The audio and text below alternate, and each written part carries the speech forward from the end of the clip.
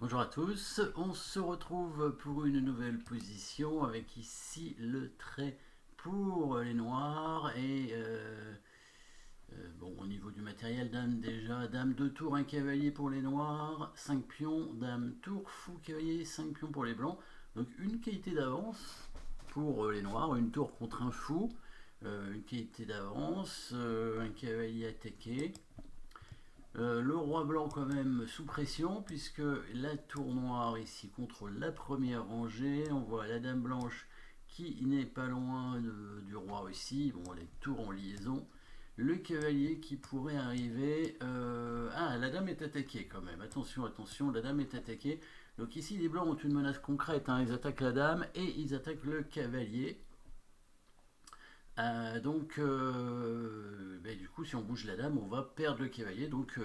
Avec les noirs, il faudra quand même créer des menaces assez rapidement, hein, sinon on va perdre une pièce. Et là, on va se retrouver évidemment moins bien, même s'il y a une qualité d'avance pour l'instant.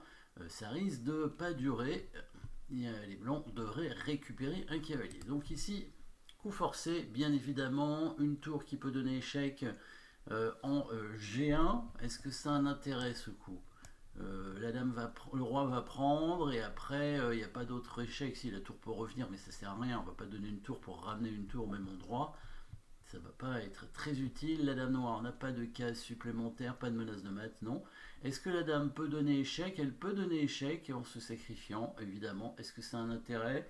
En F3, ça n'a pas d'intérêt, hein, elle pourrait prendre de la tour. En F2, l'intérêt pourrait être d'ouvrir l'espace pour les tours, hein, puisque après, il y a quand même la deuxième tour qui peut arriver pour faire échec. Donc il faut l'étudier, on sait jamais. Et tant qu'il y a des échecs, on continue, puisque le roi devra monter en F3 du coup. Après, il y a le cavalier qui arrive. Et c'est vrai que le roi blanc, pardon, n'a pas beaucoup de cases, hein. Le cavalier qui va arriver soit en D4 soit en E5, mais plutôt en E5 pour faire échec quand le roi va venir en F3. Le roi sera obligé d'aller en F4. On peut continuer à faire échec avec une tour en F2 ou en F1.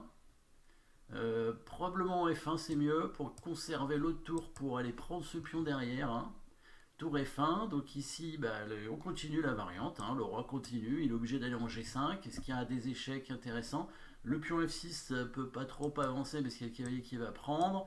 La tour peut pas aller en F5 parce qu'il y a le fou. Le cavalier, pas trop envie de faire échec, je pense. Par contre, il y a ce pion qui peut faire échec. Et quand le roi va prendre, on va prendre le pion là-bas avec la tour en faisant échec. Et après, la tour va descendre ici, hein. Je ne sais pas si vous voyez toute la suite de coups. Mais c'est bien un mat en 7 coups ici, avec des coups forcés, avec dame prend F2. Roi prend F2, alors évidemment, il faudra envisager roi H3, hein, mais on peut déjà voir ce qui se passe sur roi prend F2. Tout est forcé à partir de là. La deuxième tour qui arrive, le cavalier qui arrive, il n'a pas le choix. À chaque coup, il est obligé. Il n'a qu'une case. La tour, c'est bien cette tour-là qu'on met parce qu'il faut que l'autre puisse prendre ce pion. Et cette tour-là doit conserver le contrôle de cette colonne. Pas le choix, hein, le roi vient là, bon il peut couvrir avec sa tour mais ça change rien, ça fait que retarder d'un coup, hein, puisque la tour serait tout simplement prise par la tour F1 protégée par le cavalier. H6, voilà, nouvel échec, hein, il n'a pas trop le choix non plus. Et on remarque à nouveau, hein, quand le roi blanc s'avance dans le camp des noirs, hein, évidemment il se retrouve bloqué très souvent par le roi adverse qui vient contrôler les cases et du coup qui aide bien sûr au mat. Le roi blanc qui est obligé de remonter et la tour qui vient mater ici en H5 avec l'aide du pion. Tout était forcé, alors sauf au premier coup. Dans le premier coup, les blancs pouvaient ne pas prendre la dame et venir ici. Mais dans ce cas-là, on peut forcer, hein, probablement, en prenant le pion en H2.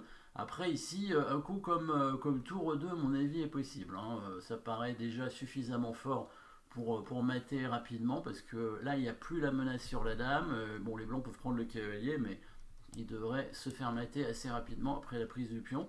Après, on peut regarder ça, mais je crois que ça revient à peu près au même, hein, dans un autre ordre de coup, puisque quand le roi va prendre, on va amener la tour va venir en H1, le cavalier va venir en 5, ça va être la même chose que tout à l'heure. Une petite différence, c'est le roi qui peut peut-être venir en G5 quand même. C'est vrai que le roi peut venir en G5 hein, et du coup ici, bah, ça va être un peu différent puisque le roi va pouvoir partir peut-être sur la colonne E. Non, il pourra pas partir parce qu'il y a la tour. Donc on va faire H6. Ouais, on fait H6 quand même. Et si le roi vient en F6, eh ben on va le mater en un coup. Ouais. Toujours avec l'aide du roi, hein, bien sûr, qui contrôle les cases importantes. Le roi lampe va passer. Il y a bien un maton un coup ici avec le cavalier qui vient en G4 et la tour qui bloque complètement le passage du roi. Hein. Donc H6, s'il vient en F6, il est mat. Et s'il vient en F4, bon, il y a la tour qui va arriver. En fait, c'est un autre ordre de coup. Hein. C'est la même chose que tout à l'heure, sauf que au lieu de mater sur la colonne H, on mate sur la colonne F. Mais sinon, c'est la même chose.